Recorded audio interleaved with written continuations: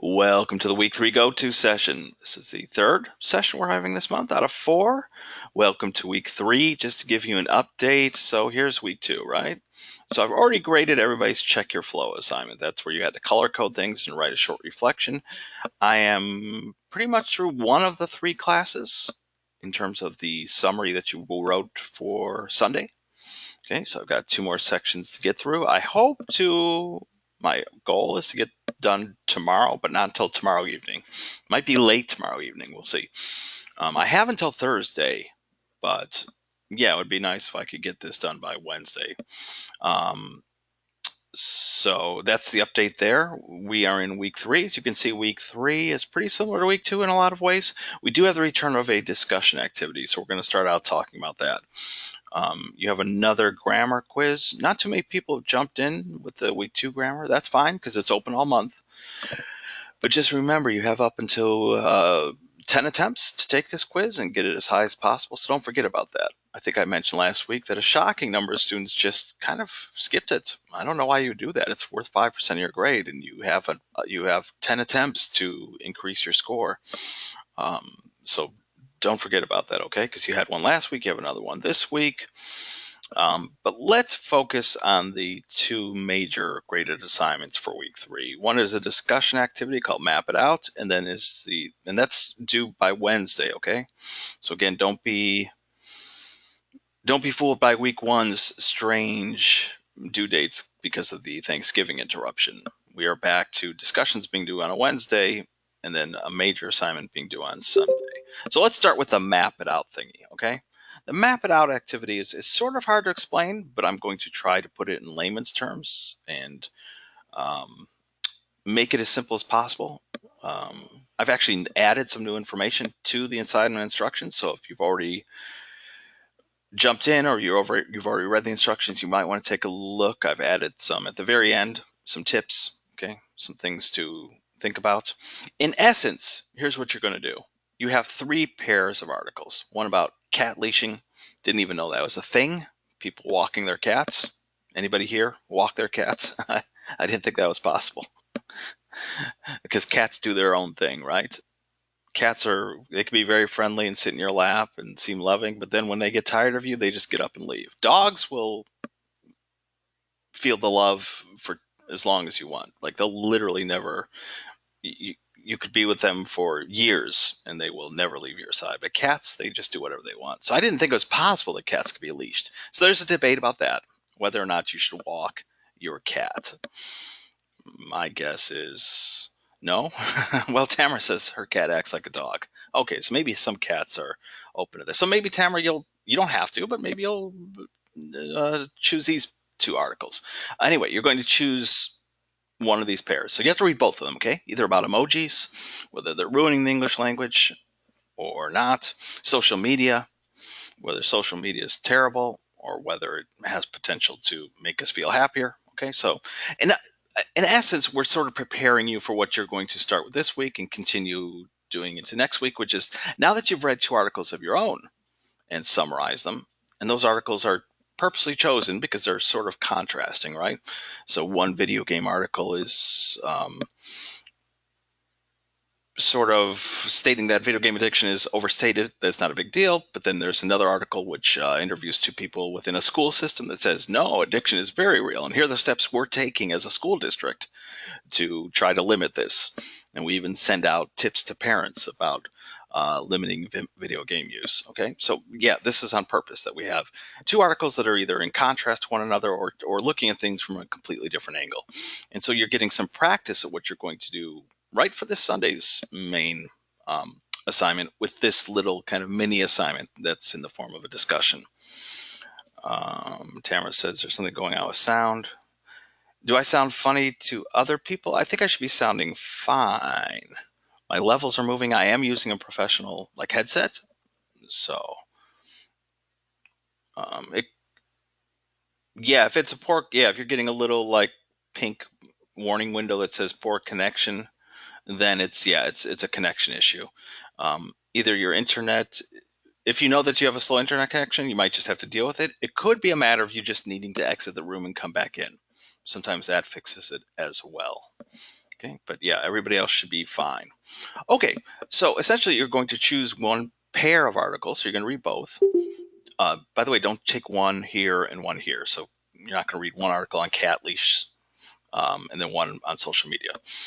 And then you're going to write 2 paragraphs. Okay, kind of like week 1 where you wrote 2 bio paragraphs. Here you're going to be doing a completely different thing, but still 2 paragraphs. Okay, 150 to 250 words where you map out one article and then map out the second. So we have to talk a bit about that, what that exactly means, map. Now you do have this option that says build a meme that reflects the bias of the article. The meme should include 1 or more images and written text.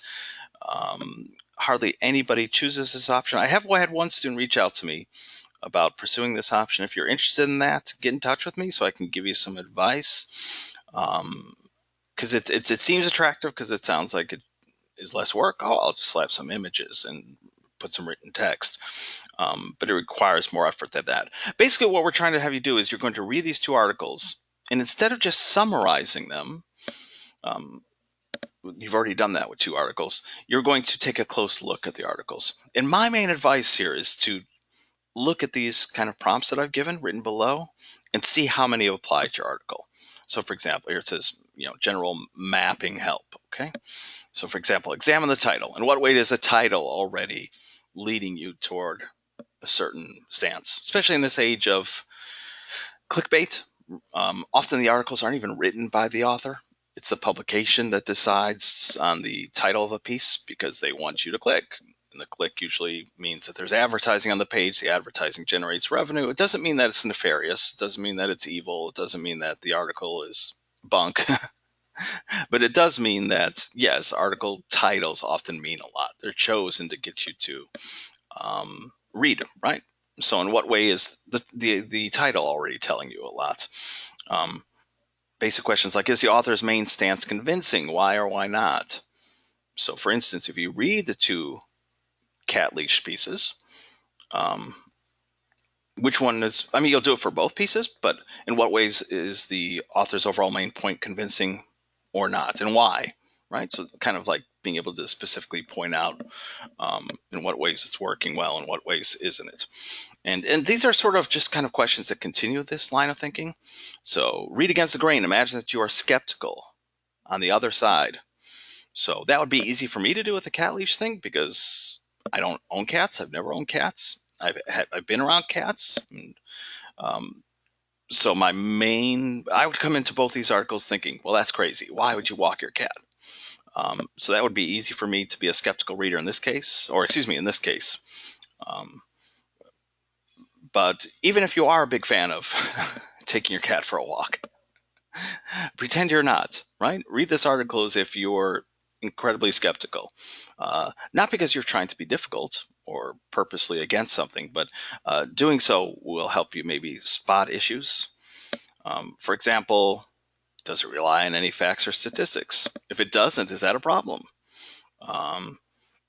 Is the article, despite maybe being incredibly well written and convincing, are there limitations to, for example, that being, is there another side that could be presented that could, focus on the other side and maybe see things a different way? Or are there things that are purposely being left out or glossed over? I shouldn't say purposely left out.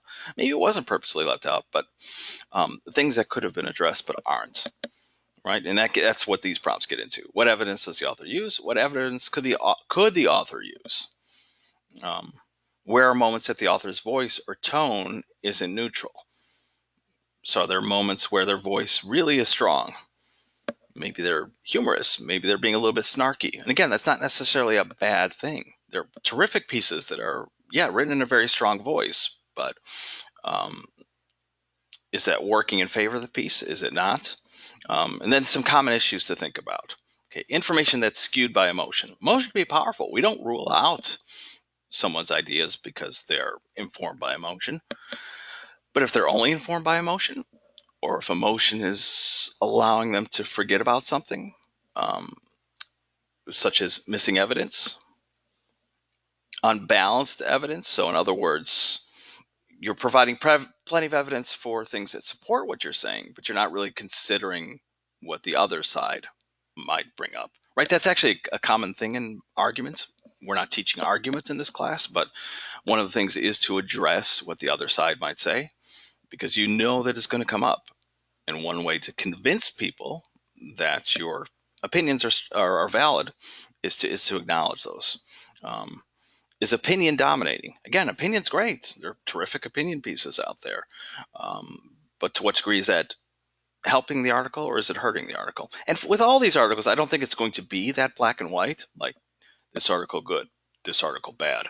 Okay, it's not Frankenstein. Good, bad, bad, good. Um, the idea is to get you to look closely at both articles in each of these pairs and try to examine them as closely as possible. Okay, and same thing here, lack of acknowledgement of other views. Now, my advice is really to see how many of these things apply to your pairs of articles and generate content that will, because again, you're just writing a paragraph. You're writing a paragraph for one article that folds in some of these issues, then you're going to do the same for the other articles. 150 words is the minimum. 150 words is not terribly long.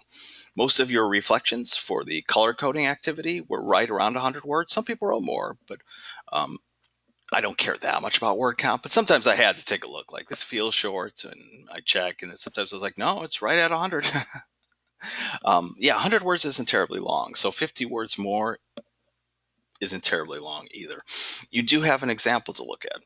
One of the awesome things is we always have models for you to study. The model here is a little bit frustrating because it's not on any of those articles. So, but I think I've mentioned before, if we do provide examples that match the articles that you could be reading, then there would be some people who just grab those pairs of articles and borrow ideas from the example. So again, I doubt anybody's going to jump in here and click on the link and read the whole thing and then read the paragraph. This is also quite long. This has got to be well over 150 words. Is it over 250? Let's see. 228. Okay, so this fits within the range, 150 to 200 words. Oh, good, Mary Jo. Yeah, I'm not against people jumping in and reading things. Maybe I'm too cynical. I just doubt that many people will. I mean, listen, it is about voice acting, right? So if that's something you're into, like the way that voice actors who work in the video game industry and issues of pay, this is from the Washington Post. This is from Gamma Sutra. Even things like that, I could have added that to my list of things to consider. Like, where is this published? The Washington Post, as we all know, is a major newspaper, famous for its its discussion of politics, but for other things as well. And Gamma Sutra is also a well-respected site, but it focuses specifically on issues related to gaming. Okay. My advice is that, yeah, take a look at both paragraphs here just to get a sense of what it feels like to examine something with care. Let me see if there's a good thing I can highlight here.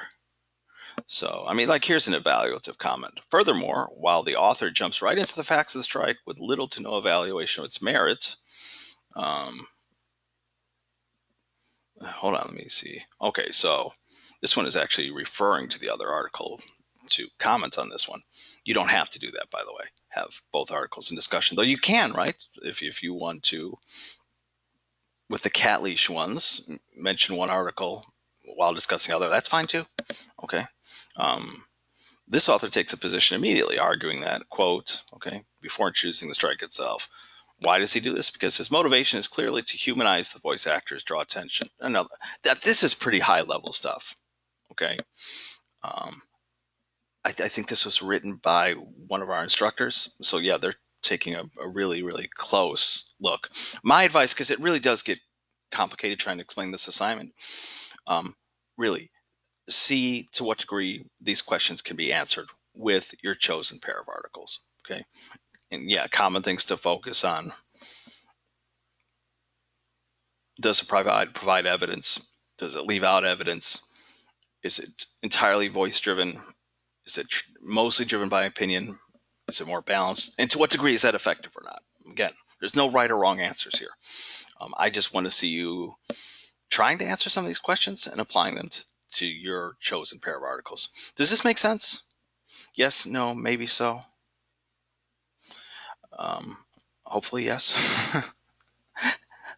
I do this because if you haven't caught on, I think I'm a pretty easy instructor. I know there will be people disagree with that. Wait a second, I wasn't happy with my grade. You're not easy, but I think I am in the sense that, um, like with the color coding, yeah, I just wanted to make sure that things were colored and they made sense instead of really determining like, well, this should be red instead of purple, or this should be purple instead of red. The same thing here. I just want to see you read two pairs of articles and then write a paragraph each where you try to apply some of these questions that are being asked. Okay, to the two articles. If you can do that, that's fine. And to be honest, there are sometimes students who, okay, their paragraphs are a bit more summaries than trying to examine trying to examine the author's motivation or the author's specific choices. And yeah, I mean, that's fine. What am I going to do? Am I going to fail students? No. So yeah, if we can push past just pure summary and try to see where these sorts of questions apply, you're fine. Okay. Um, you do have to write a response. I believe that's in here. It's got to be because it's a just. See, there were some changes in last month. Is this a discussion now, or did we change that?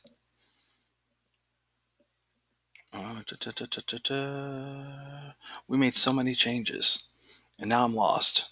Hold on, manage section. I think we might have changed it. I don't think it's a discussion anymore. So I apologize for that confusion. Let's see. Because in week one there's a discussion. Okay, so I'm sorry. You're just going to write the two paragraphs and submit them. Last month, actually the last several months, you had to do a classmate response. So ignore that. I'm sorry for confusing you. Okay, that makes it easier. You don't have to worry about writing to a classmate. You're just writing those two paragraphs and sending them to me. Okay, and okay, so let's move on because I think the bigger assignment is this guy here. They're worth both the same 10%, but this assignment that's due Sunday. Um, and again, the map it out, it is to get you sort of practicing the things you'll have to think about for this assignment because this is called 3.5 assignment, Speak Your Mind. So finally, you get to speak. So far, you've just been summarizing. So if you've been frustrated, like, okay, this summarizing, it's it's easy, or I'm doing just fine grade wise, but when do I get to express? Well, you get to express yourself now. Okay. And here I really would encourage you to read the instructions with care. I'm not going to go over everything, but it's 400 to 500 words. And really focus on this because this is key. Okay. So it is going to be your perspective on the topic, essentially, whether you agree, disagree, or somewhere in between. This is kind of your thesis. And I will show a suggested framework you can follow for this essay. Um, the article does have to establish that. What is your take on the topic? So for video game addiction, I should back up and say that you're going to choose one of the two articles you summarized for. I think I might have misspoken because, again, we've made some changes from previous months. Previous months, people would speak out specifically about the week one assignment. I think I told people that what's up next is you're going to speak your mind on the article you summarized in week one. That was a tad inaccurate. You actually can choose just one of those two articles that you've summarized so far. So for the video game addiction articles, you can either choose the first one written by, what was his name? Mark Lewis, or you can pick the school district article, right? So you'll choose one, but not both, because next week you'll address both articles. We're taking one step at a time. So you'll choose one of those two articles, and you should have a perspective on that topic. You agree, you disagree, you're somewhere in between. You should, at some point in the essay, discuss a point that the article leaves out or glosses over. Glosses over just means it's mentioned, but it could have received more attention. And it could be not necessarily something negative, right? It could be something that was awesome in the article that you wished the author had discussed with more detail, because maybe it could have strengthened his argument or her argument. Lynette says, "What if I know minimally about the topic?" That's fine because you're mostly going to be in conversation with the article. Okay, so you don't have to be an expert on the topic itself. Um, and it should could include at least one direct quote or paraphrase from the article, introduced by a single phrase and accompanied by an in-text citation. I'm going to show how to do that in a little bit. And then this is a big tip, okay? to formulate the best discussion on a topic, in each paragraph, refer to the article first, then follow with your opinion. Okay, so that's a pretty good structure to follow. So, and these are kind of like the body paragraphs. Present an issue, a main idea from the article first, then comment on it. So then that's something you will do. I can't remember which topic you chose. If it was like the Netflix streaming video one, or but yeah, you're essentially in conversation with the piece. So this is not the only structure you need to follow, but here's a framework. If I were a more ambitious instructor, I would have had this already set up, but bear with me. Okay, so you're going to have your introduction paragraph. And here, you'll start off, I think a lot of people start off much like you did with the summary. So you'll name the author, maybe the title of the piece, and what the article is about. Okay, so if it's a video game addiction one, it might begin like Mark Lewis's piece, "Are Video Games Really Addictive?" raises the issue of video game addiction, blah, blah, blah. Okay, and it should end with your thesis, which is ultimately, do you agree, disagree, or are you somewhere in between? Okay. And again, you always have examples provided. So if some of this sounds too spare, speak your mind. Example. Okay. So if we open this guy up, I think I already had it open. So, oops. You can see. So this person is responding to an article called "Let's Be Honest, America. Dogs are parasites, not man's best friend." And you can see, okay, he mentions the article. He does describe in general what the article is about. It's intentionally polarizing from the very beginning. Its title seeks to frustrate dog-loving audiences. And then here's kind of the writer's stance. Okay. Although the author tries to disguise his lack of argument by citing numerous sources of research, his argument weakens immensely when one considers the emotional dependence dogs have on humans, the thousands of years of evolution separating dogs from wolves, and the impossibility of the author to know exactly what a dog is or is not thinking. Now, this is actually, it's difficult to see. This is sort of the classic 3-point thesis, which you could do. For example, oh my gosh, this could be so confusing. I have 10 million things open. So right, so you have some sort of introduction, right? Mark Lewis's article, blah, because I'm not going to type the whole title. "Are Video Games Addictive?" Touches on video game addiction and questions whether it truly deserves to be labeled as such. Okay. And then a classic 3-point thesis would say something like, Lewis raises interesting points, but he fails to consider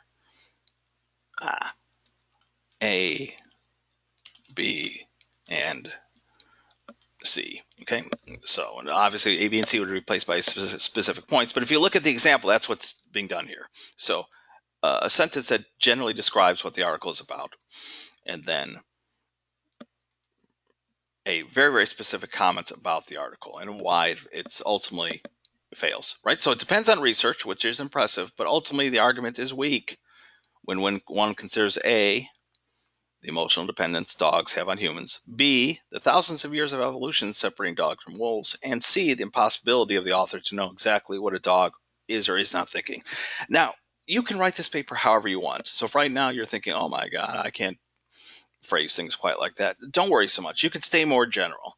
For example, Lewis raised interesting points, but his overall take has merit, yet also drawbacks, right? So something, again, you can be in a complete agreement with the article, disagreement, or somewhere in between. Here's the important thing. You should have 3 points in mind, okay? So a general introduction that mentions the author, maybe the title, gives some sense of what the article is about, and then ends with your thesis. Basically, do you agree, disagree, or somewhere in between? Your thesis should be a bit more sophisticated than I agree, I disagree. Okay. But in essence, that's what you're doing. You're communicating to what degree you are in alignment with the article, not at all in alignment, or somewhere in between. And then you should have three main points you want to address. Okay, so Lynette was asking how familiar do you have to be about the topic at large? Well, not very much at all, because find 3 points in the article that you want to touch upon. Okay, so point number 1 in the article.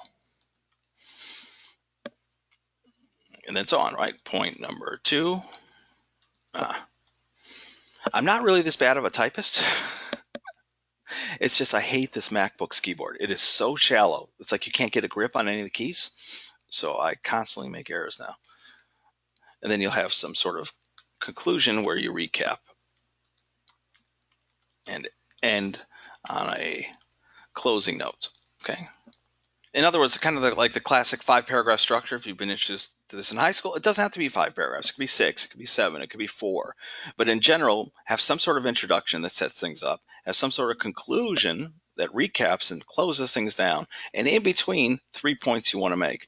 And if we go back to the article instruction, or excuse me, the assignment instructions, you'll see it's kind of encouraging you to do that, right? Where it says to formulate discussion in each paragraph, refer to the article first, then follow with your opinion.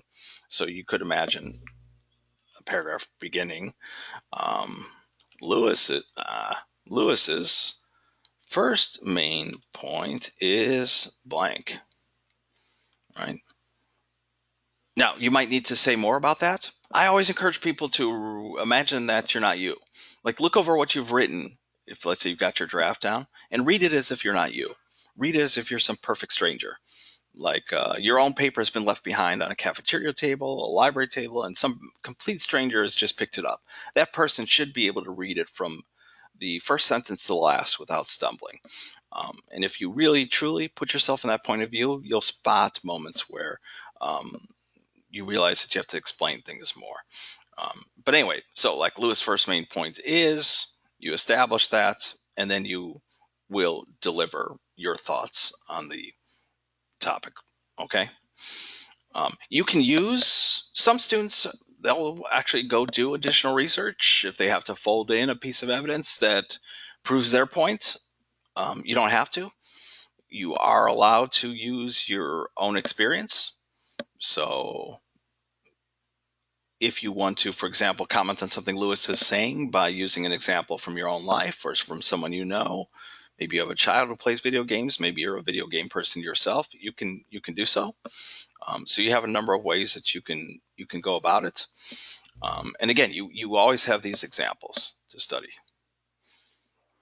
I don't think this one folds in personal.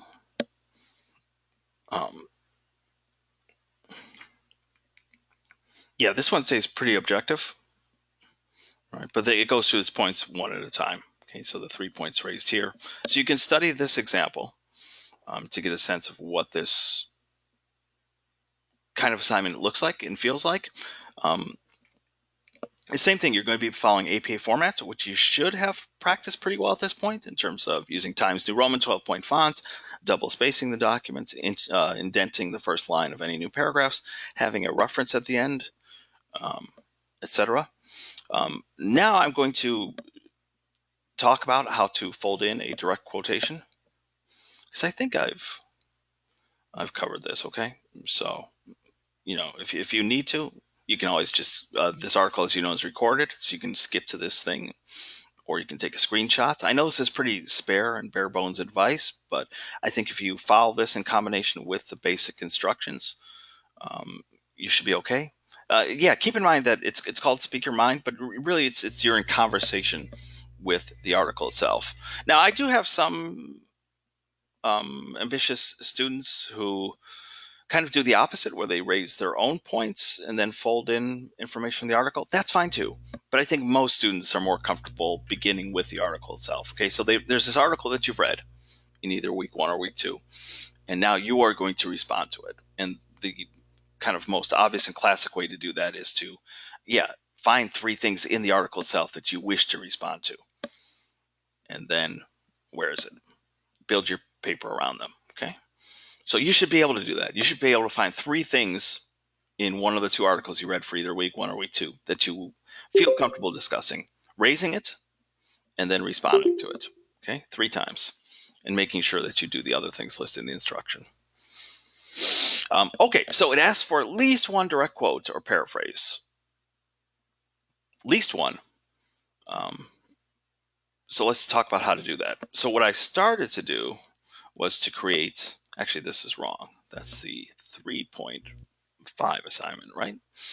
Because it used to be in week 2, now it's in week 3. The example also calls it the 2.4. That's because we used to do this assignment week 2, so don't be confused by that. But anyway, name of class, name of assignment, centered title. Okay, remember I already have it set up for double spacing, so I'm just going to hit enter once.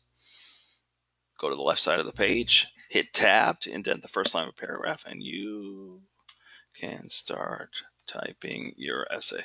Now, I'm breezing through this because we did this in week 1. So I'm going to fill up a bunch of space. After a period, 2 spaces. 1, 2. I'm going to fill up even more space because what I want to do is just pretend that we have an essay in place, and then I'm going to show how to quote. Actually, that would probably be the size of a typical introduction. Oh, by the way, you can again, take things in any direction you want. So if that basic advice to name the author, title, what the article is basically about, and then end with your kind of where you stand, and then you're going to go into more specifics here. If you want to do something else, like have a richer introduction, that let's say you've chosen the Harry Potter, one of the Harry Potter articles. If you want to begin a bit more broadly without diving right into the author and the name of the article, and want to begin with a few sentences about the Harry Potter phenomenon, how it's sold X number of copies, how it's been translated into who knows how many dozens of languages, and it's been made into how many 6, 7, 8 popular films. If you want to set the table that way, you can do so. Or with the Jay-Z article, if you want to begin with a few general lines about racial injustice or the Black Lives Matter movement, and then funnel down to the specific article, you can do that, okay? But I'm saying at a bare minimum, you're probably going to do something similar to what you did in the summary, which is present the article, what it's about, and then deliver your stance on it. Okay, so let me go back to the formatting thing. So let me fill up a bunch of space, and then we'll pretend that we're going to fold in a direct quote.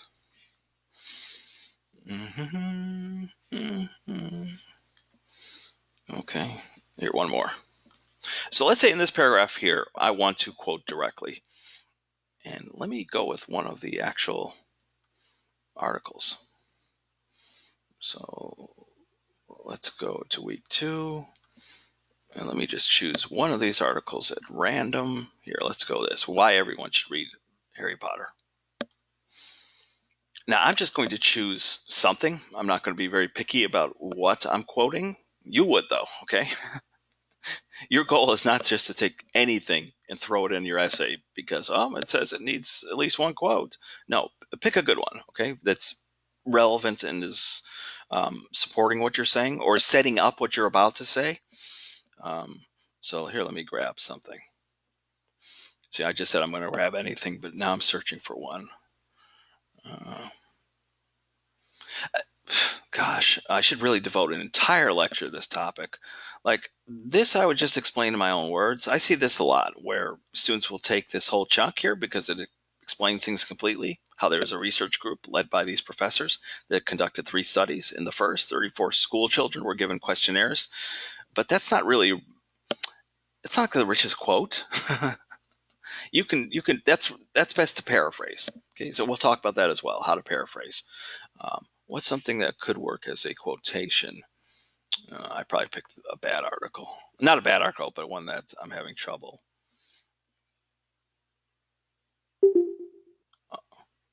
Okay, I'm sorry. I just have to grab something.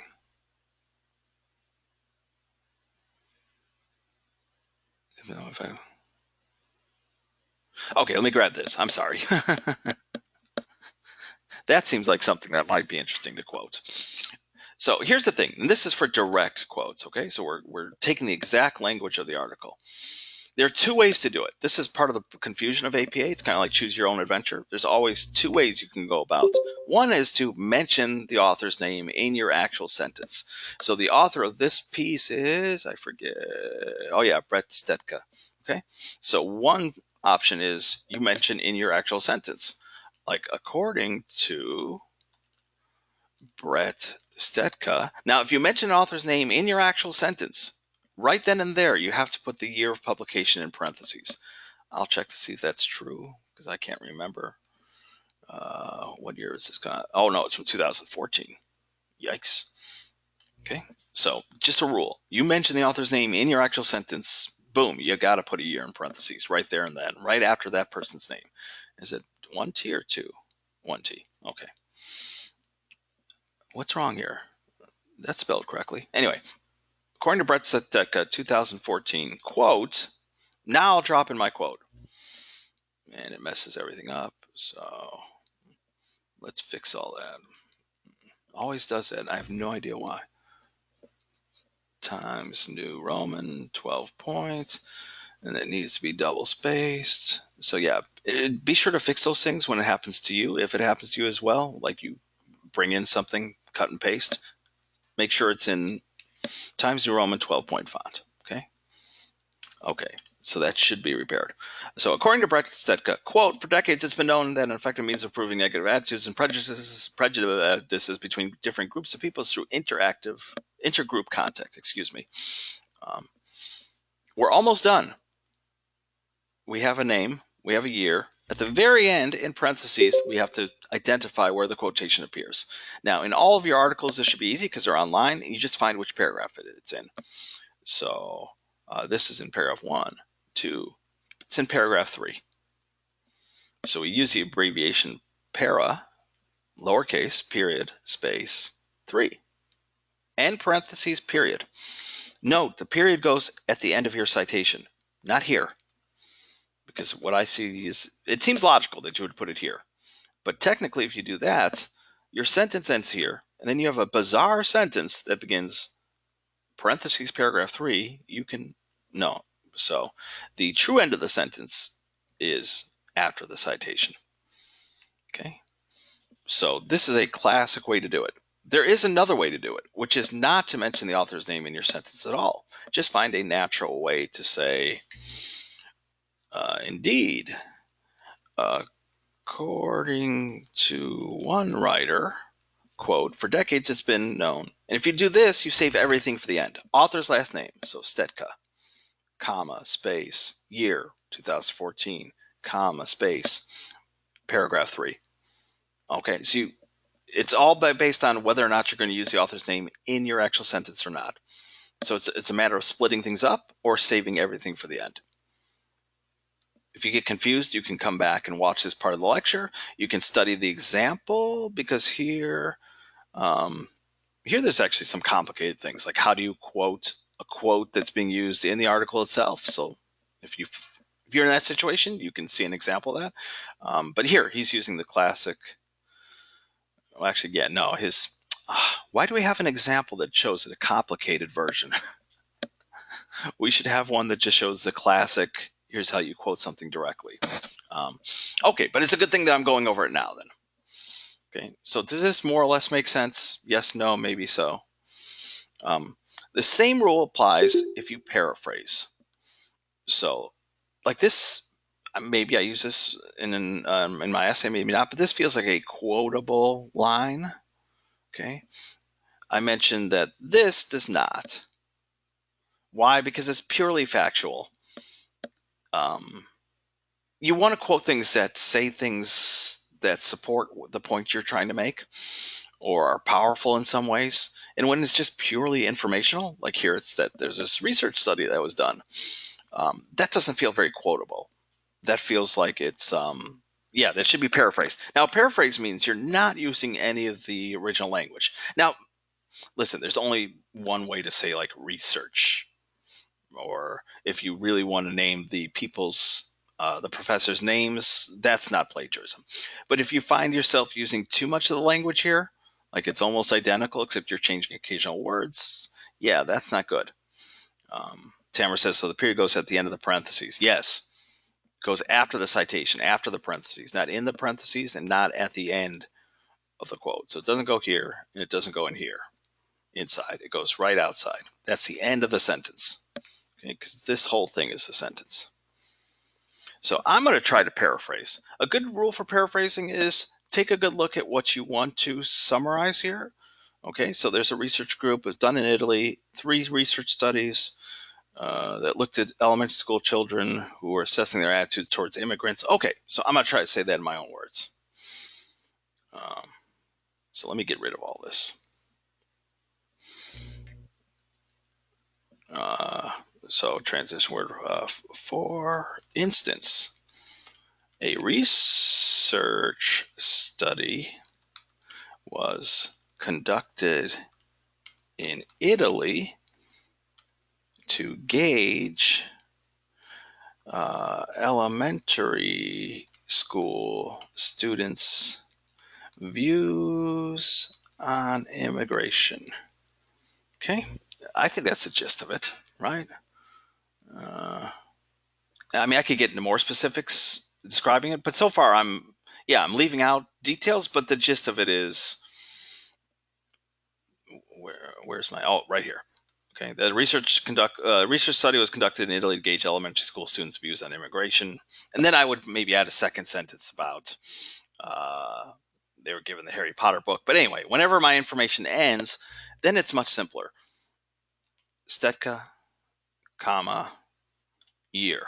That's it. We don't need to name a specific paragraph where it comes from because we're not quoting directly. And the same rules apply if I do mention his name in the sentence. According to Brad Stetka, 2014, research study was conducted in Italy to gauge blah, blah, blah. And you're done. Okay, there's nothing to put at the end. Because again, direct quotes, we need that extra piece of information. Paragraph number. If we're just saying things in our own words, but what we're saying in our own words comes specifically from the article, right? Like I could never have mention this without reading Brett Stetka's article. That's a paraphrase. So yeah, if you're confused, you can ask me, but if not, just try to sense, like, do I need to quote this? Is this quotable? Is this powerful? The research study might be very interesting, but it's not terribly interesting for a reader to read, quote, the research group led by professors blah, blah, blah, conducted 3 studies in the first 3 or 4.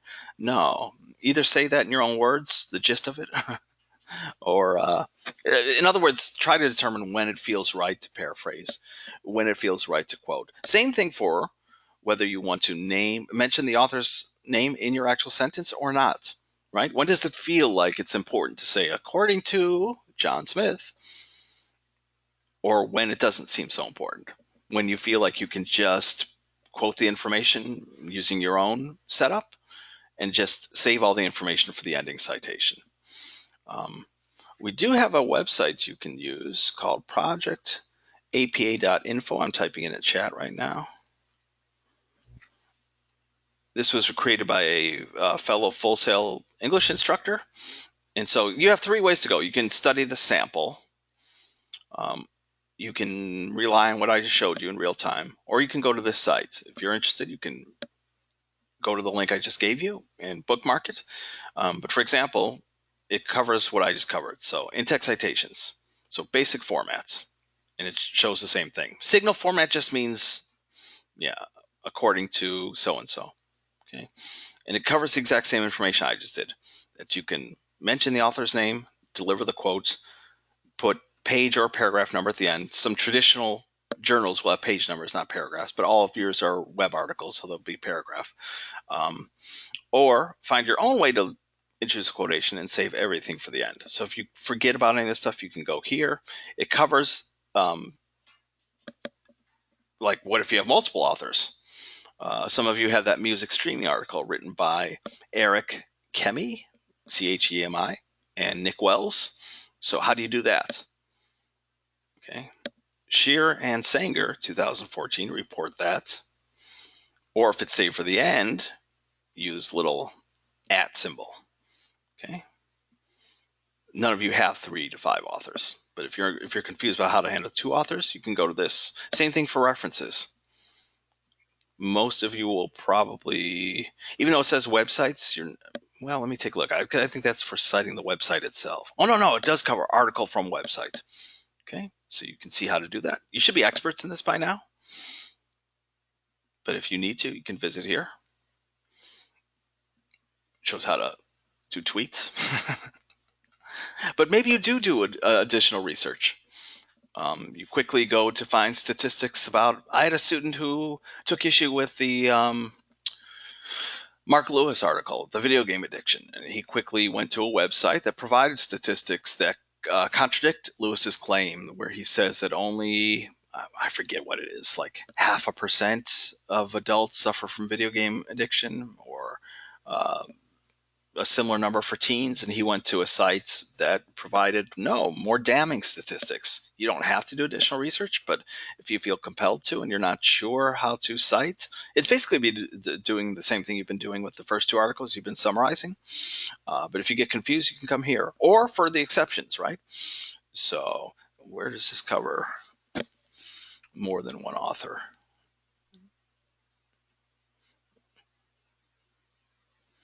I'm surprised it doesn't cover that. It should, because here, citations. Yeah, I mean, it should show how to handle references that have more than one author.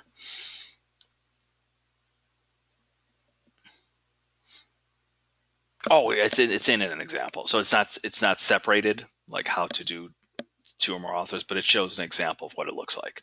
So like this one has 2 authors. Okay, this one has 3 authors, so it's folded in there, even though it's not separated by 2 authors, 3 or more authors. Okay. Questions, comments, considerations. I try to keep this under an hour, and that's basically what I wanted to go over. Do people feel comfortable with the 2 things we're working on this week? One is the mapping thing, where you'll read those pairs of articles and try your best to um, investigate those articles in terms of how they're written, what they're saying, what they're possibly leaving out, and then the article that's due for this Sunday. Okay. If you are comfortable, I thank you so much for attending. And you are free to go enjoy your evening. I thank you so much for being here. We'll do this one more time next week. As a preview, yeah, we're building toward an article next week where you will essentially speak your mind again, but you'll fold in information from both articles. Okay. I'm going to hang out for a little bit in case people do have specific questions. But again, you don't have to be here if you don't want to. And let me quickly, I always feel like I'm leaving something out.